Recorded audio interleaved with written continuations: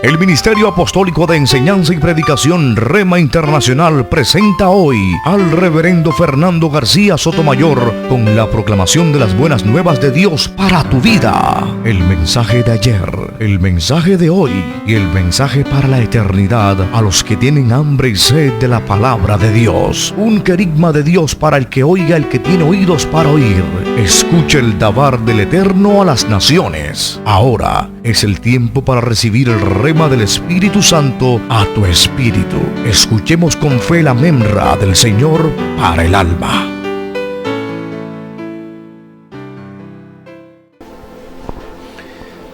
Bien, entonces el título de esta disertación lo reiteramos, el primero y el último. Vamos a estar repasando, ¿verdad?, lo que ya hemos dicho en la primera parte de esta disertación. Hoy es la segunda parte, ¿sí? Entonces, mucha atención, vamos a recordar lo que ya hemos explicado, lo que ya hemos predicado. Y luego entonces nos enfocamos en la segunda parte de esta declaración. La primera, sencillamente usted va a darse cuenta y va a recordar que estuvimos diciendo que el Señor Jesucristo es el primero. Es el primero y todo lo que esto significa. Hoy vamos a continuar con la segunda declaración, pero vamos a recordar lo que hemos dicho anteriormente para introducirnos y luego entonces enfocarnos en esta segunda parte. Adelante. En las Escrituras descubrimos una serie de frases emblemáticas y figuradas que se le atribuyen al Señor Jesucristo como títulos dignatarios. En un género literario simbólico y apocalíptico y usado un lenguaje figurado, el apóstol San Juan atribuye al Señor el título de primero y último, o primero y postrero. Es obvio que esta frase tiene un importante significado espiritual, y es el significado de estas dos expresiones lo que vamos a descubrir y a exponer a continuación. Número 1. El Señor Jesucristo es el primero. Número 2. El Señor Jesucristo es el último o postrero. Bien, recordemos entonces todo lo que significa esta primera declaración. El Señor Jesucristo es el primero. Eso lo hemos explicado y ampliamente, así que lo recordamos. El Señor Jesucristo es el primero. La Biblia revela que Jesús es el primero de la resurrección. También revela la Biblia que Jesús es el primero de la familia de Dios. La Sagrada Escritura revela que Jesús es el primogénito de la familia de José y María. La Biblia revela que Jesús es el primero en su iglesia. La Biblia revela que Jesús es el primero de la creación. La Biblia revela que la primera letra del alefato es una representación típica de Jesús. Aplicación. ¿Es Jesucristo el primero en tu vida? Amén. En esa aplicación nosotros quedamos. Preguntándole a usted para que usted se responda a sí mismo. Si para ti el Señor Jesucristo es el primero, ante tanta evidencia bíblica de que Jesucristo es el primero en la creación, en la familia de Dios, en la iglesia, el primero de la resurrección, ante tanta evidencia que nos demuestra que el Señor Jesús es el primero, lo lógico y lo normal es preguntarnos si así como Él es el primero en todo, en la creación, en todo, Él es el primero en tu vida también. Si Él ocupa el primer lugar en tu corazón, si con tu vida y no una sencilla confesión de boca, sino en la práctica, tú le das el primer lugar a Jesucristo en todo. Es evidente que en muchos creyentes no es así. Jesucristo no es el primero en sus vidas. Para Jesucristo Él es algo que es secundario o incluso a veces complementario. ¿Sí? Algo así como que una especie de relleno que hace falta en mi vida para yo ser una persona completa. Escuché incluso, hermanos, una canción con una letra muy diciente. Lo que pasa es que hay gente que no tiene percepción espiritual para darse cuenta del mensaje que está cantando con esa canción.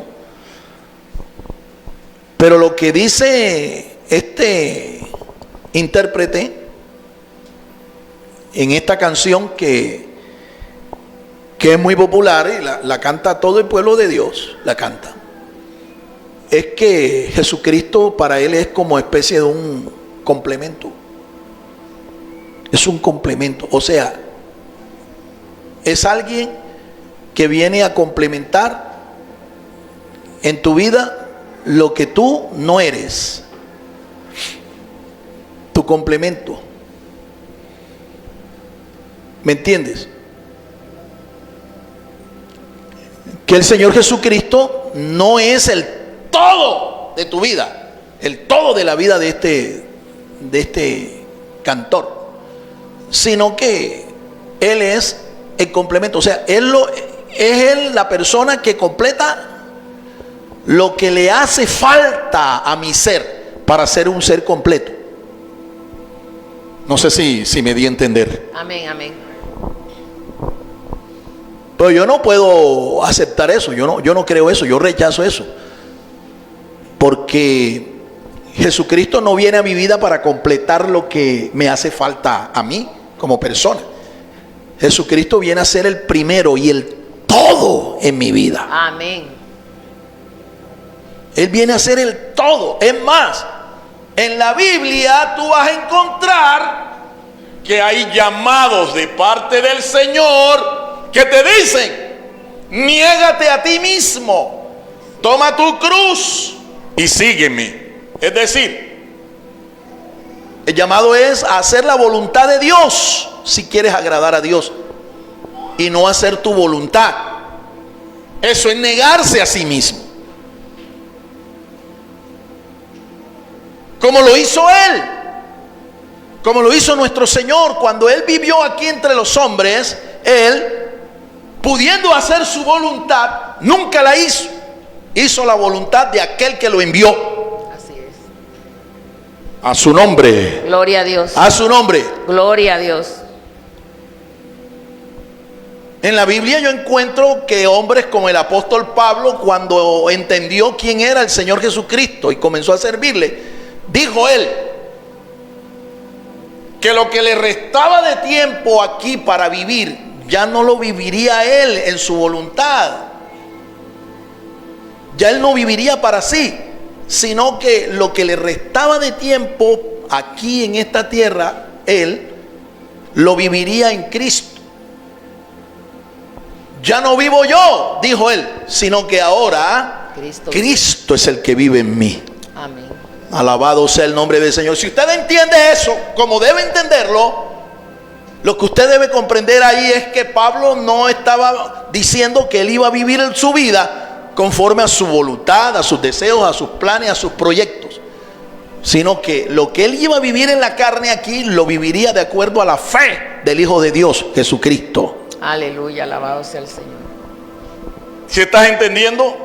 Amén. Somos llamados entonces a ser una especie de clon, un reflejo del Señor, de su vida. Cuando la gente te vea a ti, en realidad, si tú eres una persona que vives en comunión permanente con el Señor, la gente a quien tiene que ver en ti es al Señor Jesucristo. Amén. Y esa es nuestra meta como cristianos. Esa es nuestra meta como creyentes, como seguidores de Jesucristo. Que la gente vea en mí al mismo Señor Jesucristo. La pregunta entonces sigue siendo válida: ¿es Jesucristo el primero en tu vida? Porque ese es el llamado que nos hace el Señor, a ser Él el primero, el que cope todos los espacios que hay en nuestro ser, en nuestra vida. A Él tenemos que tributarle ese derecho, porque es un derecho. Yo expliqué en la disertación anterior que le pertenecemos a Dios por dos vías. Le pertenecemos a Dios porque Él nos creó. Y le pertenecemos al Señor, le pertenecemos a Dios porque Él nos redimió, nos rescató. Así que si Él nos creó y Él nos redimió, por dos vías le pertenecemos. Entonces, mi respuesta a semejante declaración debe ser no vivir mi vida de acuerdo a mi voluntad, mis deseos, mis sueños, mis proyectos, sino vivir la vida de Él a través de mí. Amén. Vivir en Cristo se llama eso. Vivir en Cristo. Eso es cristianismo. Vivir en Cristo. Más de 90 veces se encuentra en las cartas del Nuevo Testamento esa expresión. En Cristo. Más de 90 veces. Porque es que eso es lo que es la vida cristiana. La vida en Cristo no es una teoría. La vida en Cristo no es una quimera. La vida en Cristo no es algo ilusorio. No es una ilusión. La vida en Cristo no es una hipótesis. La vida en Cristo es una práctica. Es una praxis. Para que el comunista que me oiga por ahí entienda lo que es el cristianismo. El cristianismo es una praxis. Es una práctica. Es un estilo de vida. A su nombre. Gloria a Dios. A su nombre. Gloria a Dios. Vamos al segundo punto, la segunda declaración. ¿Y qué es lo que significa? ¿Cómo dice la segunda declaración? El Señor Jesucristo es el último o postrero. La Biblia revela que Jesús, siendo Dios, para redimirnos, se hizo como un siervo de condición socialmente inferior a cualquier hombre. Amén. Para Él redimirnos, Él se encarnó y vino a este mundo en la persona de un siervo.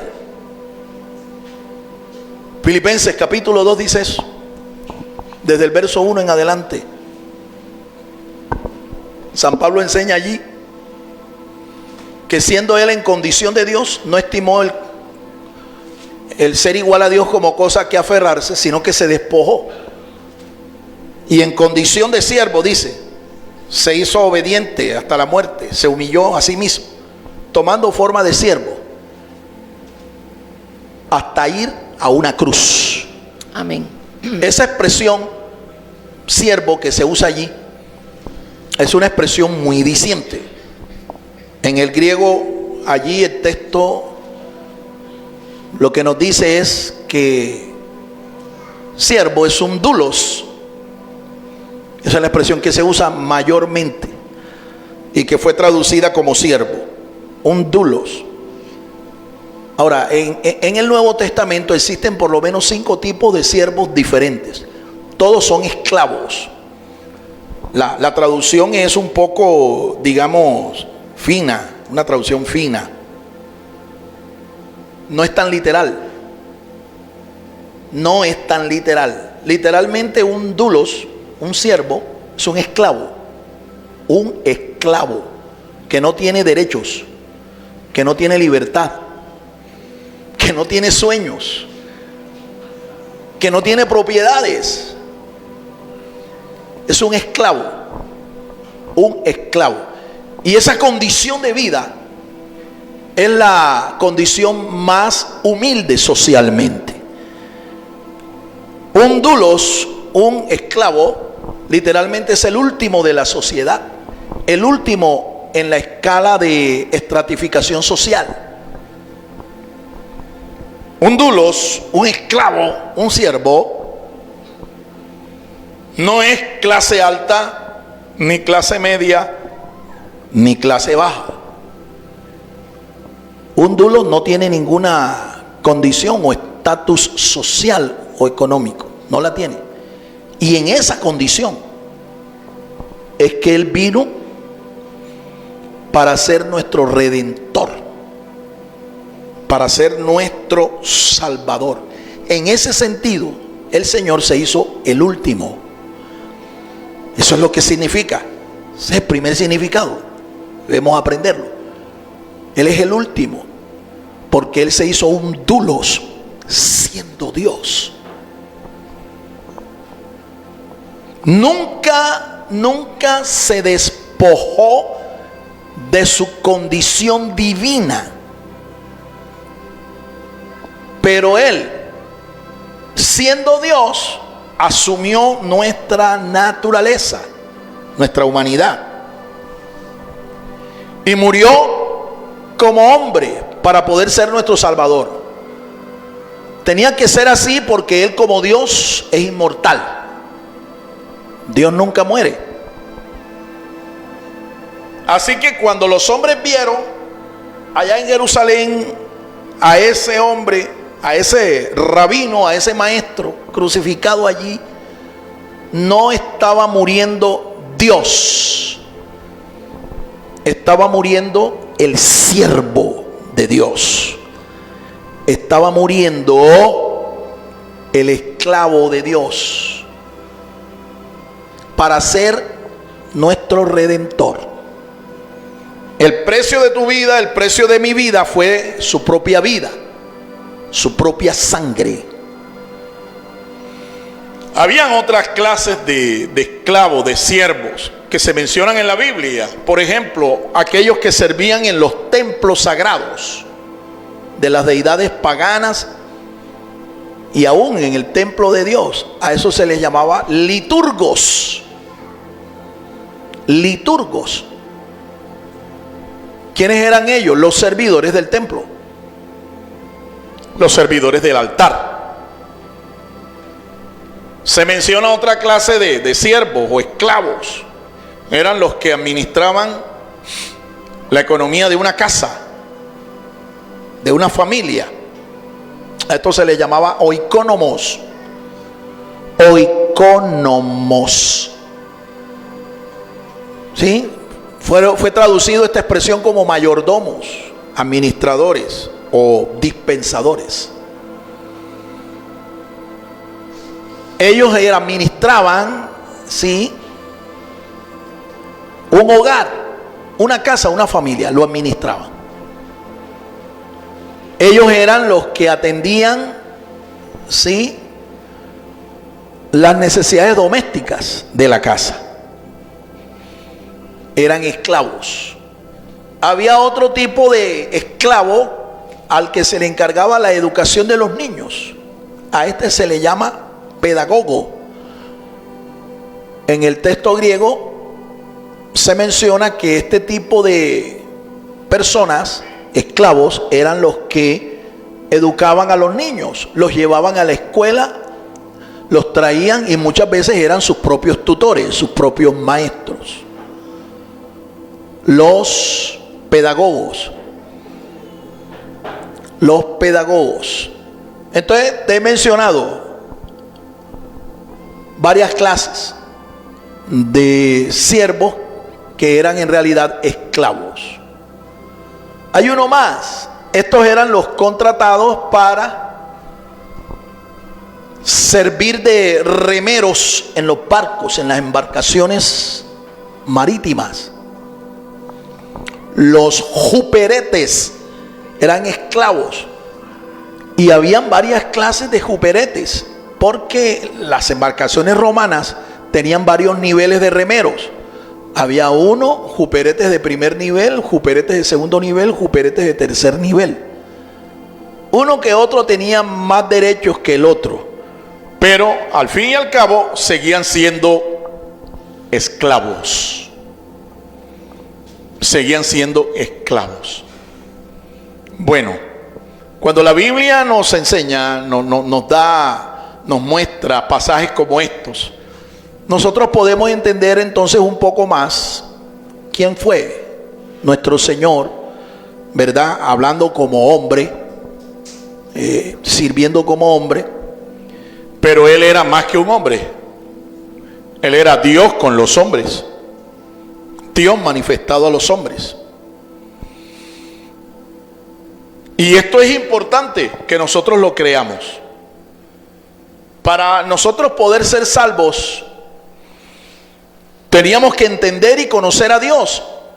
Pero entender y conocer a Dios en este estado era imposible. ¿Qué tuvo que hacer Dios? Hacerse hombre. Para que como hombre nosotros pudiéramos conocerle y entenderle. Y Él poder ser nuestro Salvador, nuestro Redentor. Eso es lo que enseña la Biblia con respecto al Señor Jesucristo. Él es más que un hombre. Él es Dios.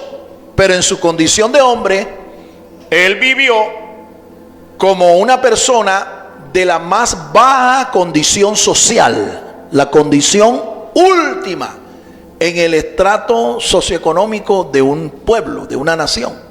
Él vivió como un siervo. La Biblia nos enseña, ahí mismo en esa carta de Filipenses capítulo 2, que por haber Él vivido de esta manera, por haber servido a Dios como su siervo, Dios le exaltó a Él y le dio un nombre que es sobre todo nombre, para que en el nombre del Señor Jesús se doble toda rodilla de los que están en los cielos, en la tierra y debajo de la tierra, y toda lengua confiese que Jesús es el Señor. Amén. Que Jesús es Dios. Es lo que te está dando a entender ahí el Espíritu Santo. Cuando dice que Jesús es el Señor, lo que te está diciendo es que Él es Dios. Por tanto, una vez más, si para Él o para Dios, su Hijo amado, es Dios, es el Señor, entonces para nosotros también. Y el Señor debe ser por eso el primero en nuestra vida, el primero en nuestra honra, a quien tenemos que honrar nosotros y darle ese primer lugar es a Él.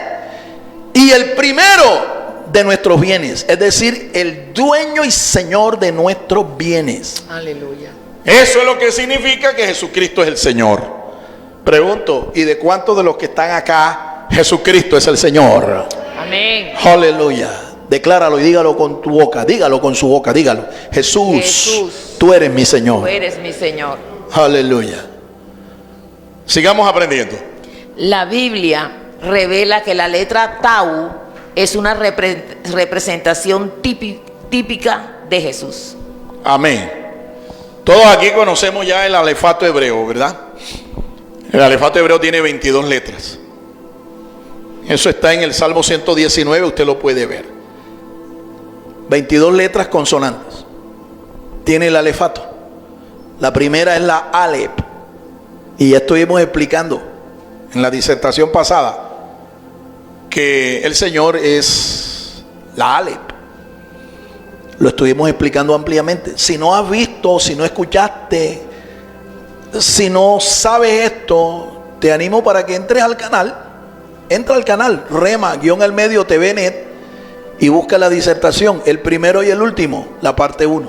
Ahí está. Y si no te has suscrito al canal, suscríbete, por favor. Estás pecando. Suscríbase. Y comparte ese enlace con un hermano en la fe, con un amigo, para que podamos tener un mayor número de contactos a los cuales llegar con el mensaje de la palabra del Señor. No es para que conozcan mi nombre. Mi nombre es lo de menos. Pero sí para que conozcan al Señor Jesucristo. Entonces, la primera letra es la Alep. Y la última se llama Taf o Tau.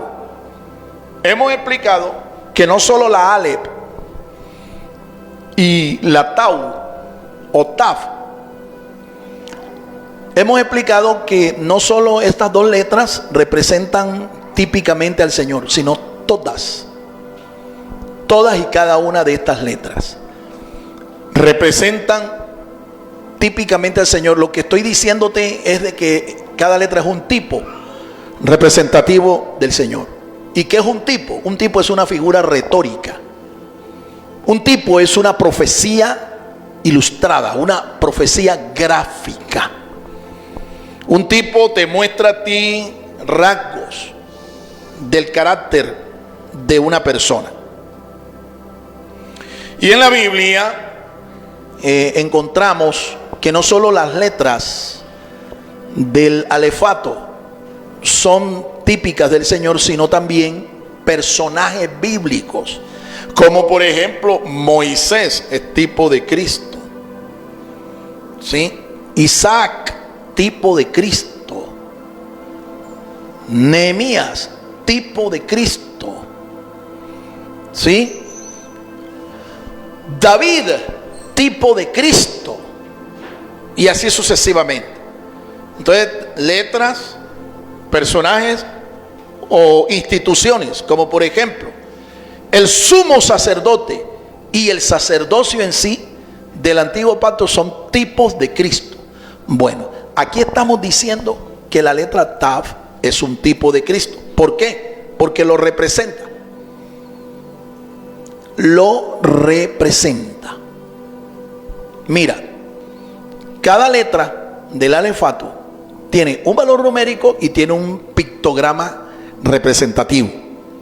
Desde el principio, esto fue así. ¿Cuál es el pictograma entonces representativo de la letra Tav? Si lo pueden publicar, esto debe estar ahí en los archivos de nuestro equipo, ahí debe estar, para que lo publiquen. El tipo gráfico representativo de la letra Tav es una señal, una especie de firma.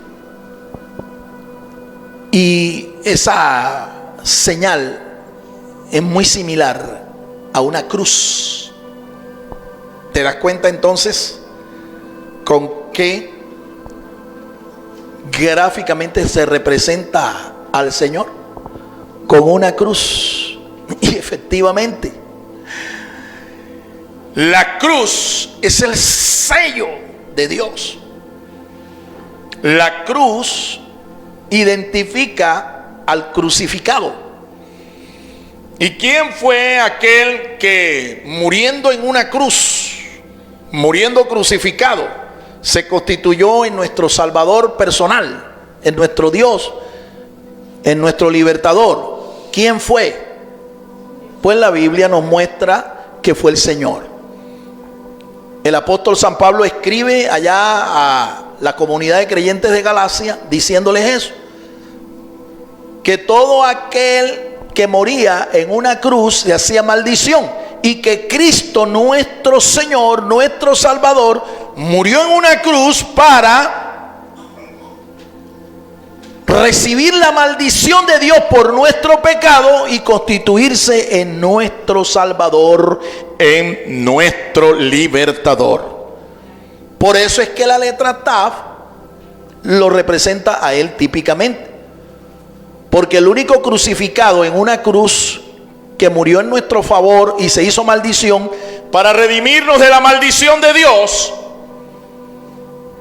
para salvarnos de la condenación eterna, se llama con nombre propio Jesús de Nazaret, Jesús nuestro Mesías. Aleluya, gloria a Dios. Maldito aquel, dice, que es colgado de un madero. Eso lo puedes encontrar allá en la carta de San Pablo a los Gálatas, capítulo 2, ahí lo pueden leer. Sigamos aprendiendo. La Biblia revela que el bordón es el hijo menor de una familia. Amén. Vamos a leer la cita Zacarías 8:4. Vamos a leer ese texto, libro del profeta Zacarías, capítulo 8, verso 4. Así ha dicho Jehová de los ejércitos: aún han de morar ancianos y ancianas en las calles de Jerusalén, cada cual con el bordón en su mano, por la multitud de los días. Amén.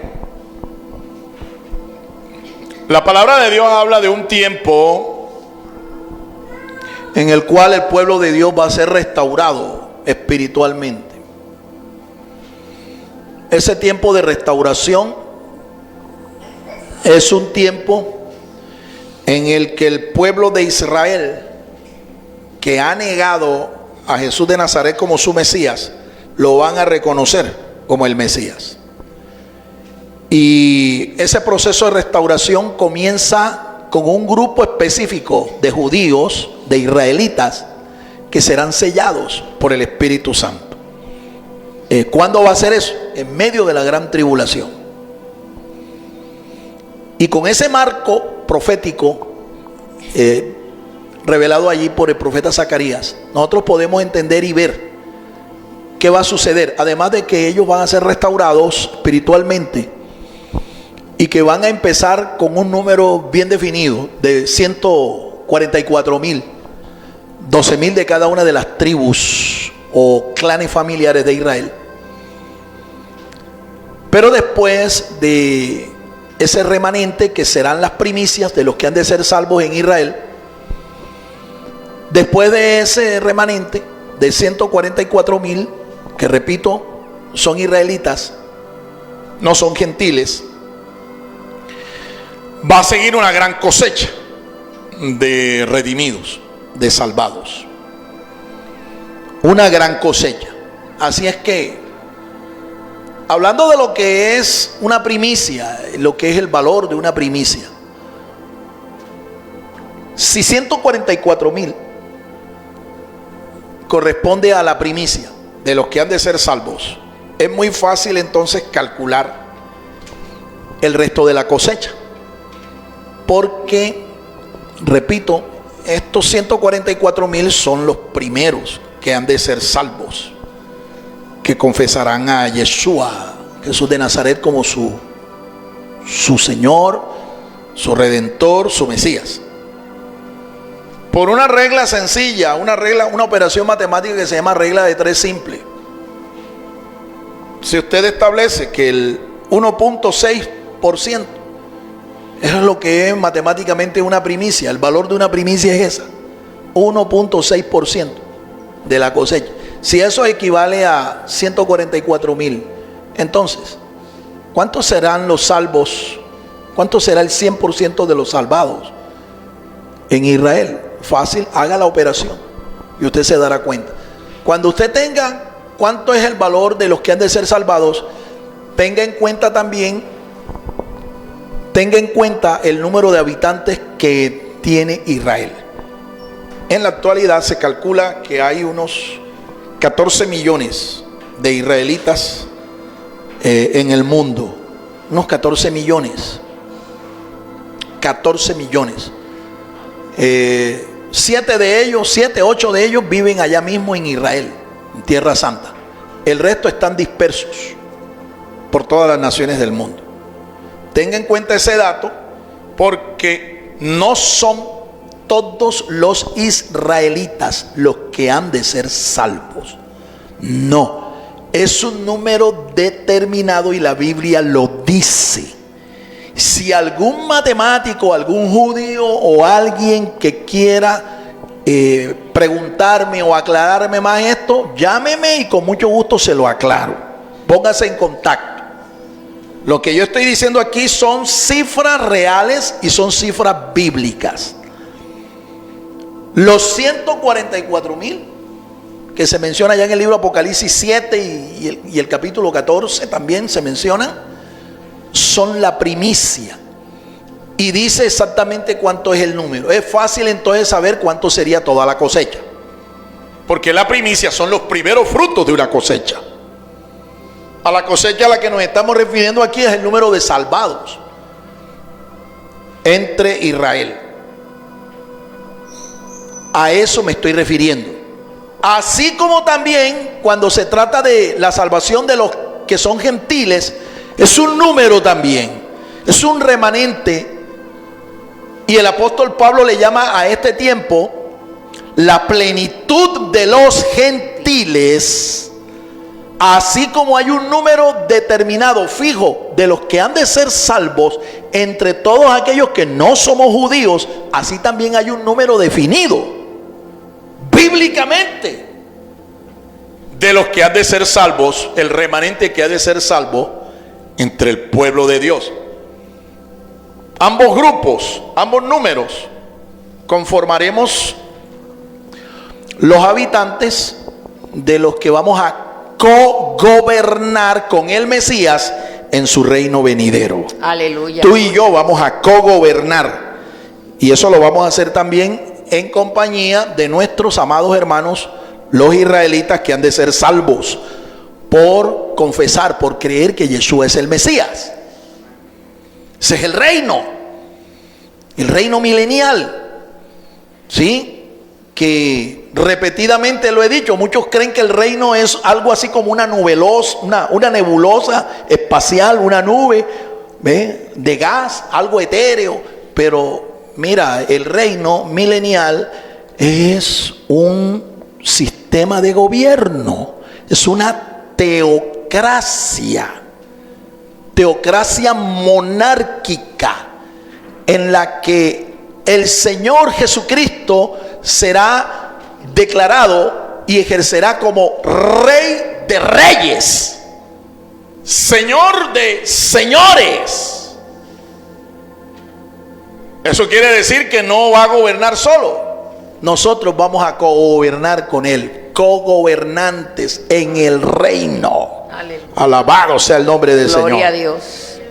Eso es una promesa para ti y para mí, mi amado hermano. Amén. Así. Y para todos nuestros hermanos israelitas que se conviertan a Yeshua. Zacarías ve ese tiempo. Zacarías lo ve 400 años antes de que el Mesías incluso apareciera al mundo, a las naciones. Zacarías lo ve en visión y dice que en Jerusalén nuevamente en las calles se verán ancianos y ancianas tomados de la mano de su bordón. Esa expresión bordón se refiere al hijo menor de la casa. Y dice allí, deja ver el pasaje profético, deja ver que ese bordón será un bordoncito de por lo menos 70 años de edad. ¿Oyó? ¿Y por qué? ¿Cómo así? Se supone que un niño es niño, es hasta la edad de 12 años, 13 años tal vez. Un niño. O sea, pero lo que aquí estás viendo es que sencillamente hay un atributo que nuevamente la humanidad recuperará y que perdió y que lo tuvo desde el principio, y es la longevidad. La edad de los seres humanos será como la edad de los árboles en el reino milenial. Recuerda que este marco de esta visión es una visión profética, es una visión del reino milenial. Los ancianos andarán en las calles alegres, gozosos, ancianos y ancianas con sus bordones, y ese bordoncito tendrá 70, 80, 90, 100 años de edad, y todavía será visto como el último de la casa. Aleluya. El último de la familia. A su nombre. Gloria a Dios. Mira, comparado con los tiempos que nosotros vivimos aquí, oye, eso es una tremenda bendición. Amén, así es. Porque hoy la edad promedio de la gente no pasa de 70 años. Las naciones que tienen más alto promedio de vida son 70 años. Ahora, en la Biblia también está establecido que 70 años son los años de nuestra jornada terrenal aquí. Así es. 70 años. Los más fuertes dicen que logran vivir 80. Y los que pasan de 80 es porque son bien fuertes, son bien saludables. Y están viviendo horas extras, como Así quien dice. es. Horas de misericordia. ¿Cuántos años tienes? Bueno, mídete. ¿Hasta dónde debes llegar aquí en esta tierra? La Biblia dice hasta 70 años. ¿Ve? Si lograste llegar a 70 años, viviste los años que Dios dijo y determinó que debías vivir. Bueno, en el milenio esto se va a multiplicar por 10, mi hermano. Esto se va a multiplicar por 10. Un bordón tendrá 70, 80, 100 años fácilmente y todavía será un niño. Alabado sea el nombre del Señor. ¿Verdad? Todavía será un niño. Mira que las palabras del Señor cuando dice de que nosotros tenemos que ser como niños, oye, eso es una bendición realmente. No como los niños que hoy viven, no 12, 13 años, ¿verdad? Con esa edad, no, sino como los niños del reino milenial. 70, 80, 90 años. Ahora, usted y yo, cuando seamos glorificados, para nosotros el límite de vida será infinito. ¿Me entiende? Gloria a Dios. Será infinito, usted será inmortal, un cuerpo inmortal. Pero aquí se está refiriendo el pasaje, es a gente que estará en el milenio y aún no son salvos. No han conocido al Mesías, pero pueden conocer al Mesías durante ese tiempo del reino milenial. Bordón, el bordón, esa palabrita creo que tiene un significado. El vocablo hebreo para bordón es Mishená. Mishená. El vocablo hebreo Mishená se escribe con la letra Men, Shin, Ayin, Nun y Hei. El valor gemátrico de Mishená reducido a un dígito es 6. Y el número 6 es el número que representa el hombre. La representación pictográfica del número 6 es un enorme clavo. Un clavo. Ahora, un clavo, fíjate, es el pictograma de la letra 6, la letra Bav o Bau, letra Bav. 6 es el valor del vocablo hebreo Mishená. Reducido a un dígito es 6. Men, Shin, repita las letras. Men, Shin, Ayin, Nun y Hei. La Men cuesta 40, la Shin 300, Ayin 70, Nun 50 y Hei 5. Total suman 465, reducido son 6, porque si sumamos 465 suman 15. Lo reducimos a un dígito y da 6. Da 6. Y 6 nos apunta a la letra Bav. Bav. Y su representación pictográfica es un clavo, un enorme clavo. ¿Con qué fue que llevaron a Jesús a crucificarlo ahí en la cruz del Calvario? ¿Con qué? Con unos clavos. Le pusieron un clavo en su mano derecha, uno en la izquierda y uno para atravesarle los pies. ¿Ve? Así que el clavo está asociado directamente con el crucificado. A su nombre. Gloria a Dios. A su nombre. Gloria a Dios. Continuamos. Dice la Bav, cuyo valor numérico es 6, también es traducida gramaticalmente como una conjunción. Y una conjunción copulativa se usa para unir varias cosas entre sí. Correcto. Entonces, el número 6 o la letra Bav muchas veces también es traducida. En la palabra de Dios es traducida del hebreo, es traducida como una conjunción. Y una conjunción copulativa es un accidente gramatical que sirve para unir cosas o personas. Por ejemplo, cuando tú lees en la Biblia Génesis capítulo 1, verso 1, dice: en el principio creó Dios los cielos y la tierra. Esa expresión ahí, y, de ese primer verso, es una letra Bav. ¿Sí? Es una letra Bav. Y así sucesivamente. ¿Para qué sirve una letra Bav? Sirve para unir cosas. A Jesús lo clavaron, lo unieron a un madero con unos clavos. ¿Sí? En el texto que hemos leído allí, Génesis 1:1, dice los cielos y la tierra. Lo que ese pasaje nos da a entender es que el que unió los cielos a la tierra es el Señor. Y eso está dicho allí implícitamente en ese mismo verso. El que unió la Aleph y la Taf, el que unió cielos y tierra es la Aleph y la Taf. Y la Aleph y la Taf son la primera y la última letra del alefato. ¿Y quién fue el que dijo que él era el primero y el último, la primera y última letra del alefato? ¿Quién fue el que dijo eso? ¿Quién fue el que dijo que yo soy el alfa y la omega? ¿Quién lo dijo? Nuestro Señor Jesucristo. Nuestro Señor Jesucristo. Aleluya, gloria a Dios. Así que si tú necesitas realmente volver a unir lo que se ha desunido en tu vida, si tú necesitas nuevamente que tu familia se integre, que tu cuadro familiar se integre, se una, El único que puede hacer eso se llama Jesús de Nazaret. Aleluya. Gloria a Dios. ¿Tú quieres unirte nuevamente a Dios? ¿Quieres unirte a Dios porque entiendes que estás separado de Dios, que has vivido toda una vida separado de Dios? El único que puede hacer eso se llama Jesús de Nazaret. Amén. Él lo dijo clarito, dice: yo soy el camino, yo soy la verdad, yo soy la vida. Nadie viene al Padre si no es por mí. Él es la Baf, Él es la letra 6. Él representa también la letra Baf, gráficamente y espiritualmente. Continuamos. El Señor Jesucristo es revelado en la Biblia como el postrer Adán, es decir, como el Adán celestial. El último o postrer Adán. Eso lo enseña el apóstol Pablo en la carta a los Romanos. Él es el postrer Adán. Hubo un primer Adán, te lo sabe. Hubo un primer Adán, pero ese Adán era terrenal, de aquí, de esta tierra.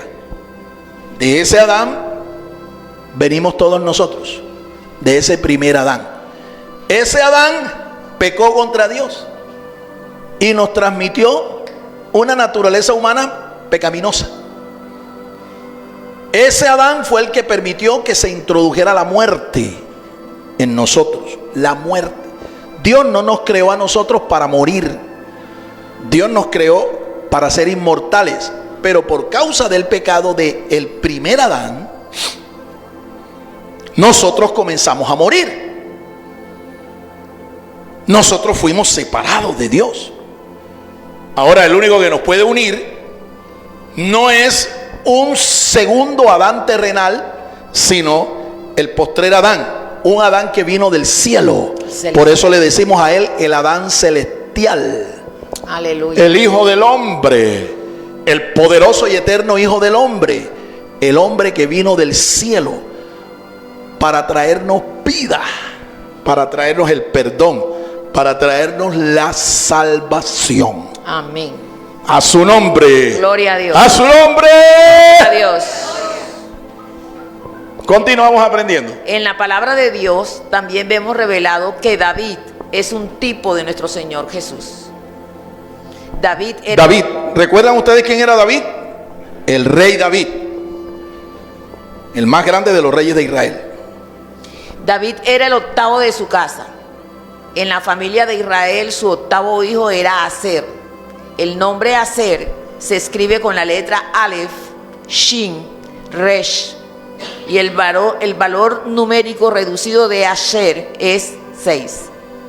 Hay una coincidencia entre el bordón y Aser. Podemos considerar entonces que en una familia el bordón, el postrero o el último representa típicamente al Señor Jesús. Así es. David, rey de Israel, fue el octavo de su casa, el octavo de su familia, el hijo octavo. El hijo octavo de su familia. Bien, resulta que en el patriarca Israel, el que Dios le cambió el nombre de Jacob a Israel, en esa familia el octavo hijo lleva por nombre Asher, ¿sí? Fue traducido como Aser, pero en hebreo es Asher. Si nosotros sumamos las letras de esa expresión, de ese vocablo, encontramos una coincidencia. Encontramos una coincidencia. David siendo el octavo, Asher es el octavo. Encontramos una coincidencia. Mire, por ejemplo, el valor numérico, valor gemátrico del nombre Asher, que se escribe con las letras que hemos mencionado: Aleph, Sher, Shin y Resh. El valor numérico es 1, que es la Aleph, Shin 300 y la Resh 200. Eso nos da entonces en total 501. 501. Sumamos entre sí la cifra y ¿cuánto nos da? 6. 6. Hay una coincidencia allí. En la interpretación espiritual que le damos a un texto, a un pasaje, a una palabra, a una letra, debemos inmediatamente descubrir que hay una relación entre las palabras que tienen el mismo valor numérico. ¿Cuál es esa conexión? Bueno, ya estamos mirando. Estamos mirando que hay una coincidencia de David con Asher. Esa coincidencia es que ambos son el número 8, pero resulta que el nombre Asher vale 6, ¿sí? Y 6 ya sabemos que representa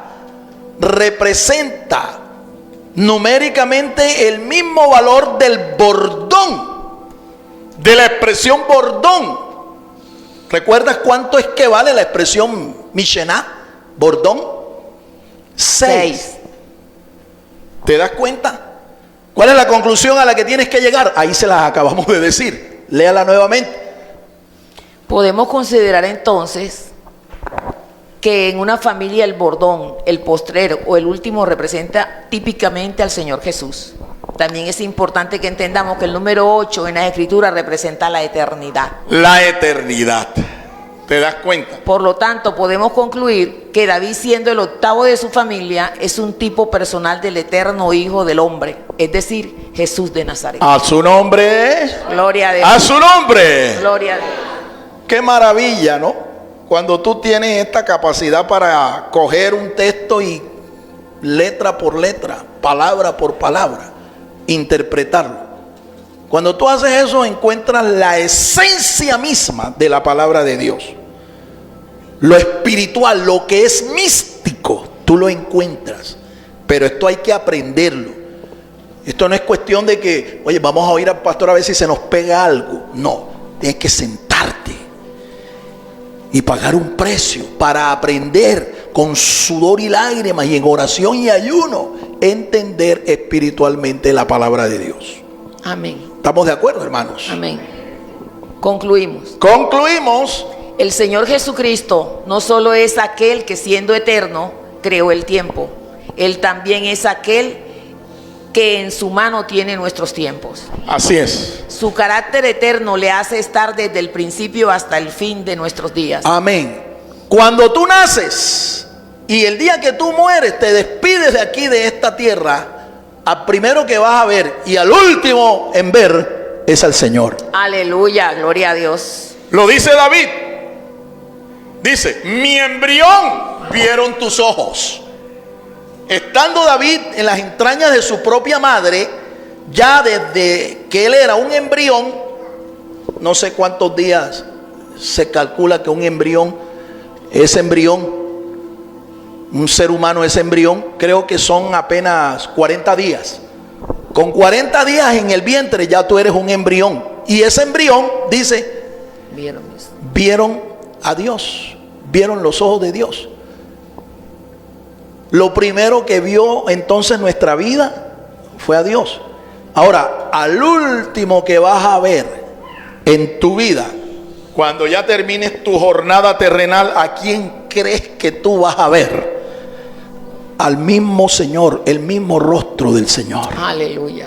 Ahora, eso es si tú lo has recibido a Él como tu Señor y tu Salvador.